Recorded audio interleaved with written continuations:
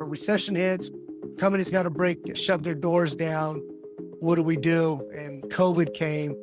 We all see everyone couldn't go to the office. And that's a little bit how we picked a little more market share at that time. Right, right. And for you, do you yourself still sell? Yeah. So since I've kind of took a step back from that main guy, the main broker, I'm basically picking up. And that's what I enjoyed, working with clients.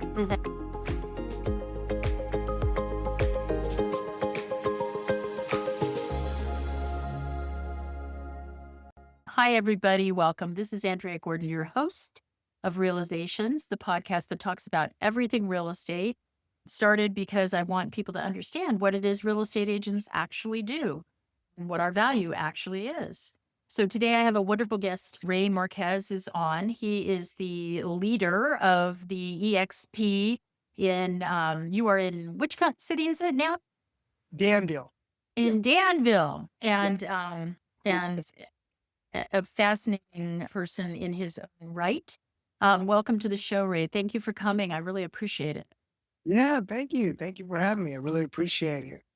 And, I was thinking about what to talk about today with you. And I gravitating towards the idea of what makes a leader. How are you a leader? Why are you a leader? What interests you in being a leader? And how do you affect your leadership? Great question. Yeah, I definitely appreciate that. I think when you look at leader as a whole, it's somebody who, integrity is at the top of the list, okay? And somebody who's always trying to get better, to learn, to be able to lead people. But on the flip side, right, before you can be any type of leader, you have to be a follower. A follower of what? Follower of people doing the right thing, follower of coaching, learning. So like I just literally got back yesterday from an event in Southern California conference coaching. And as you know very well, right, you're part of Tom Ferry. I'm involved in the Mike Ferry. I mean, both great run organizations, but the point is it's learning. It's how do I be better as a person? How do I learn so I can therefore incorporate that to my clients, do what's always best for them, right? Agents, help them, right? However that looks like. But I think it's a never ending learning curve of always trying to get better. And, the interesting thing about it is when you look at any other profession, let's say sports, for example, any high performing athlete, the common denominator, they all have a coach. They all have Mm-hmm. a coach. They all have those blind spots. How do I get better? What do I do? The only industry, unfortunately, that does not or fights or resists is real estate. Now, a lot of the top elite people, as you're very aware of, are in some type of coaching or willing and wanting to learn, and it's something they're investing in themselves. And that's the one. And like at these conferences, everybody there is doing a high volume of business. Mm-hmm. Mm-hmm. And I'm like, wow, okay, if they're doing it, right, why aren't I? And the only ones are not are the ones doing, not that much business. And I believe, according to the National Association of Realtors, I think the average agent right now is doing maybe 2 deals, right? A lot of people get Wow. out of the industry, 2, maybe 4. But I'm like, wow, you got all day, every day to go find business. But how are you going to get that? Because you got to invest in yourself. So I think to come full circle, leadership is about really investing in yourself. And that's just what it is. And it's just a never ending learning curve. Okay. I'm going to poke you further. Okay. What specifically made you want to be a leader? What do you think it is about you as a person that made you want to head up something? Because, for example, as you know, I do the business of a small brokerage just all by myself. And I have been approached a bazillion times by people to start companies or to manage a bunch of people. And I always say, no, I'm not interested in that. What caused you to want to mentor, lead other people, start a company, be the head of something like that? Yeah, no, great question. Well, I think it's just kind of something I said maybe born with, but I was the youngest of 3. always been very active, always been involved in sports. Like, for example, in my elementary school, one thing I was intrigued by was like the student council. So I ended up running for vice president as fifth grade. Now, granted, I had no clue what I was doing, but I ended up winning. I'm like, oh, okay, this is fun. And then I ran for president my sixth grade year and I won, right? I think Uh-huh. it might have been a little, for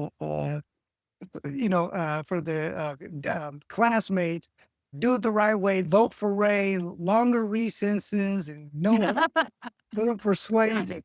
Yeah, But there you go. There you but go. but besides the point, I just was just it's always been intrigued and like I've been in the business 2007 and I had an opportunity in 2013 at a younger I say younger, but a company just starting to form that started in 2009 by our founder Glenn Sanford, great guy, and it was more tech driven, cloud based, and there was 20 agents in California, and I Mhm. had my broker license for a few years. I was with a pretty established firm here in Danville, Blackhawk, and I interviewed for it, and they were willing to accept me. So I did that, and it's just something that I don't know. It's just something you're always intrigued with and open to. And I figure I've always liked to challenge myself.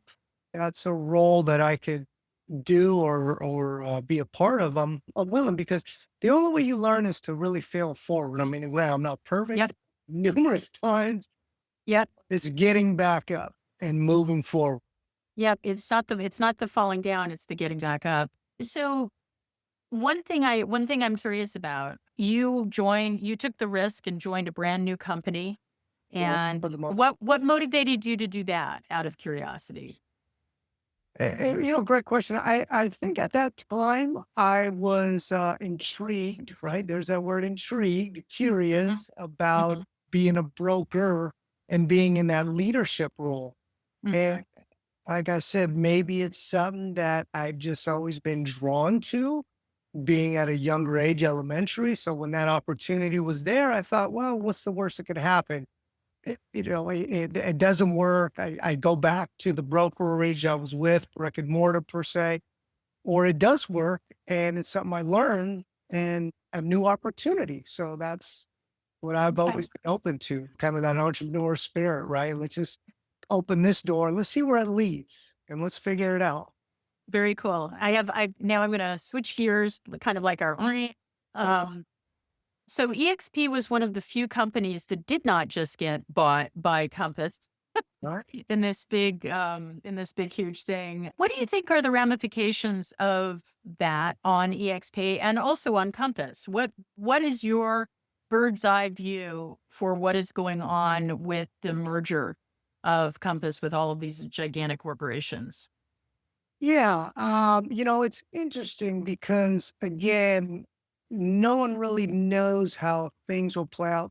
But I think the big picture is if there's a way that companies can collaborate to help agents be better, productive people out there for their clients, and a merger is something that needs to happen to accomplish that, I think maybe that can be a great thing. I mean, Compass is a great company, very back name, and they're merging with other great companies. So maybe they're just aligning their resources to, maybe something a bigger play down the road. Now with EXP being cloud based, and the reason we don't have per se a brick and mortar, it's more of a cloud base. If agents want that, obviously they can get that on their own. But I think the big picture, though, just to in a nutshell, I think it's going to be a great thing. I mean, to be continued, right?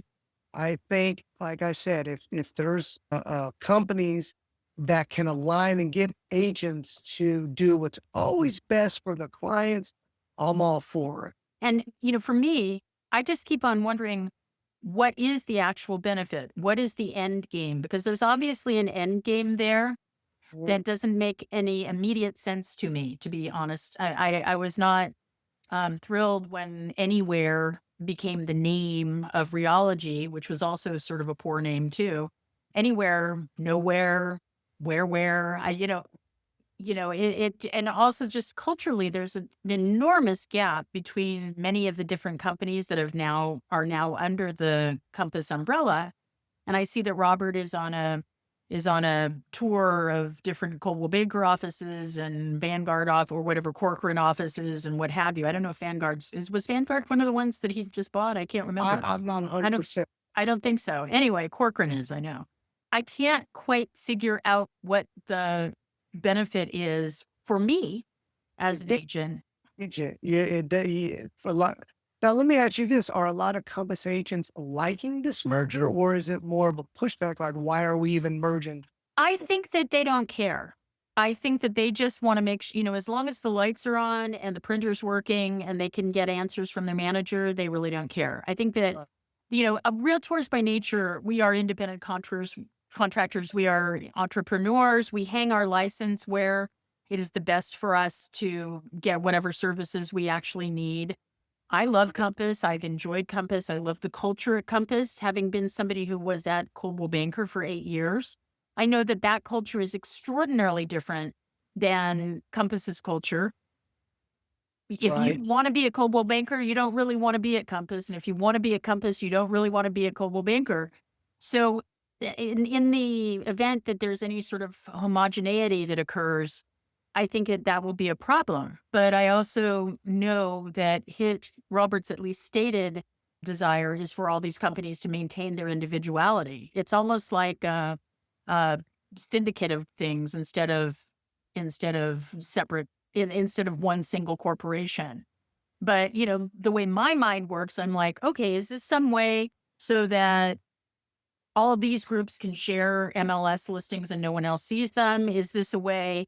I wanted to understand where this, why is this financially important? I noticed the stock went way up.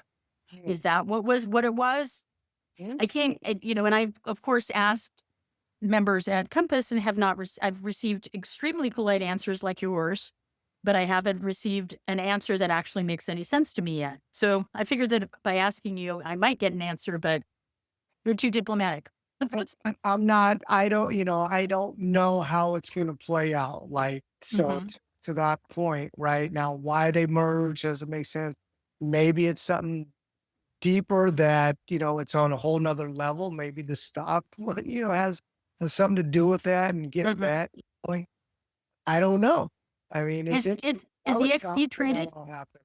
Is EXP privately owned or traded? No, so the way it worked is it was privately owned, but then we became publicly traded. Hmm. So now us Asians, basically, we technically own the company because it's open to the public and we get shares, we can invest in the company. And that's why they do that, what's called that revenue shares, because 50% will go to the company, 50% will distribute to the agents. And out of curiosity, what's different about that plan versus like what Keller Williams does? Night and day, because remember, Keller Williams was profit sharing, meaning if we're profitable in this market center, then we could distribute the remaining funds. So it was profit share. So maybe we make money, maybe we don't. We don't know. Let's see. So that's what Okay. Glenn, the CEO, said, because he came from KW. How do I make this where we don't have that problem? And that's Right. how he and his brainiac mind said Hmm. it's going to be revenue share, where it's a true disbursement of true numbers of what an agent will get. And here's the breakdown. Okay. And do you yourself still sell or do you just manage? No, no, no. Yeah, no. So to your point, right? So in 2013, I basically was the second broker with eXp. Okay, now there's 20 agents in California. Just talking 2013. There was another gentleman in San Diego that was managing, probably had a little less than that. He didn't want to do it. So that's why they were interviewing for other openings. So I Right. came or helped grow help with the company. Now we were growing pains because we weren't set up how we are now with managing regional brokers under the main broker. It Hmm. was me fielding the calls from an agent in San Diego, an Oh agent Lord. yeah, it was a lot. And then I'm licensed in Arizona. Even though I don't sell, I say that because I was living there for a few years. But anyway, to Mhm. point, So I actually kind of stepped out of that role, and a lady I hired a few years back, Debbie Penny, great broker. She's the main person now. He's doing a phenomenal job. And now we set it up how the vision was, where we have regional brokers throughout the state. Hmm. So Hmm. now we manage the agents and have that local help. And again, we weren't set up like that as we were growing so fast. Right, right, 15, 16, 17, 18. Now I think we're almost 100,000 agents and growing up in different countries. So they just set up. I mean, that was his vision. If a recession hits, companies got to shut their doors down. What do we do? And like COVID came, we all see everyone couldn't go to the office. And that's a little bit how we picked a little more market share at that time. At that right, point. right. And for you, do you yourself still sell? Yeah. Yeah. So since I've kind of took a step back from that main guy, the main broker, Hmm. I'm basically picking up. And that's what I enjoyed working with clients, Hmm. working with, investors and all that. I did some development stuff and all that, but that's a whole different conversation. But Yeah. the bottom Yeah. line is, yeah, so I'm definitely getting a little bit more back involved in the sales aspect of it. But you're still the managing broker in Danville. No, that's Oh, okay. Yeah, no, that's what I mean. I took a step to the side. So the main she could be the main person, and then we hired other people to kind of Got step. it. Got it. Got it. Are you still involved in the main corporate structure or really just being an agent at this point? Yeah, it's being a broker associate. And the reason I say that is because now when I was there, it was smaller, right? It was a lot more like our company meetings. We had, our annual meetings. There was like, like Keller Williams, family reunion. Right, right, right, right. Right? So we had maybe a couple hundred people. I mean, it was more of a family. Now it's Right, big at right. that corporate level. It's grown, but I was more on the front end, kind of help things move forward and all that, helping California with the growth that we had. Sure. And do you have a team of agents that work under you? So me, I'm more of a solo agent with an assistant, a transaction coordinator. But as you grow your business organization, right? People that doing Some people can call that a team. You could have them work with you, but for the most part, for me, I'm just a solo agent with Got it. an assistant and a transaction coordinator. And why do you like eXp? Great question. I think because when you look at, and this is just in general, right? I think I love Compass, great luxury name, great standards.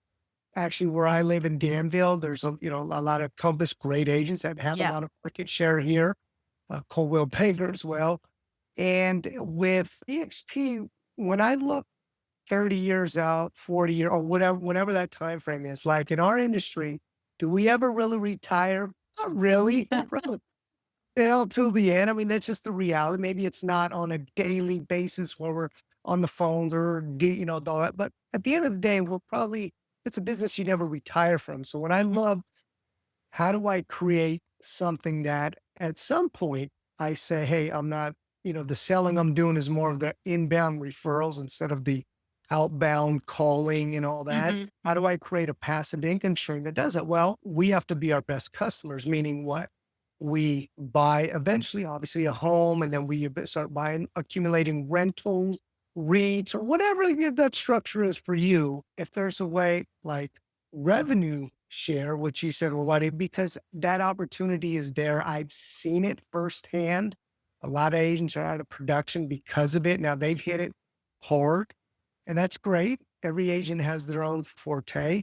So at some point, I just would like to have that opportunity to say, hey, I could step to the side and money still coming in through the hard work that I've did throughout the years. So that's in a nutshell why I think I still stay. I mean, I've been with it for this is the longest company I've been. I've worked at a handful of companies, but I've been at eXp the longest since 2013. Yeah, I mean, I always emphasize in these podcasts that you as an agent are the client of the company. And Yes. so if the company gives you what you want, then stay there. If it doesn't give you what you want, ask for it, find out what somebody else would give you, ask for it again if that company would give it to you. If you're happy where you are, see if you can get it from there. And if you can't, move on. It's not the same sort of loyalty thing where you start working at IBM when you're 20 and stay there until you get the gold watch anymore. That's not how it works. And you Well, seem very young. You don't seem like you're anywhere near retirement age. Are you thinking about retiring? yeah, you know what's interesting? Let me say this. So, you're involved with Tom Ferry's Coach and Bro. Like I said, great organization. So I'm involved with Mike Ferry, the dad of Tom. Right. 80 years old. Okay. Yep. Slow it down. At 80 years old, he's still out there doing this thing. And that's just like, wow, okay, I got a long way to go. And I'm sure he still has all the razzle dazzle. Both of those, his son is so razzle dazzle and he's so razzle dazzle. It's amazing. 100%. Now, again, he's not as I say strong as maybe he has been back in the 90s, how people Yeah. him and spitting on stage and F you do this, but you can tell he's slowing down. So, Mm. but the message is still the same, right? Yeah. His mind is still sharp. So I mean, no, I'm what am I gonna be? I'm 48, I'll be 49 this year. So I You feel look very young. like not retiring. So I had a little bit of a setback in some other real estate ventures, but that's the good news in our industry. You get back up and you Yep. get to what you know. No, absolutely. Trust me, I've been through 4 economic downturns and I've learned so much from every single one of them. Yeah, Yeah, you are a fascinating man, and I really appreciate you coming on the show today. And I'm sure that our listeners and our viewers have learned something. If nothing else, just the amount of energy you put even into this podcast shows me a little bit about the energy that you put into your life, and that's a beautiful thing. I yeah, really appreciate you, Ray, and yeah, I look forward to our continued friendship. absolutely. Well, thank you so much. It was Yeah, an honor to be here, and I wish you nothing but success and prosperity 2026. And yes, we will definitely be in touch. I appreciate excellent. Take good care. Bye. it. Bye bye now. If you loved hearing from these incredible voices shaping real estate, you'll want to catch what's next. Click the video on screen to keep discovering more inspiring stories.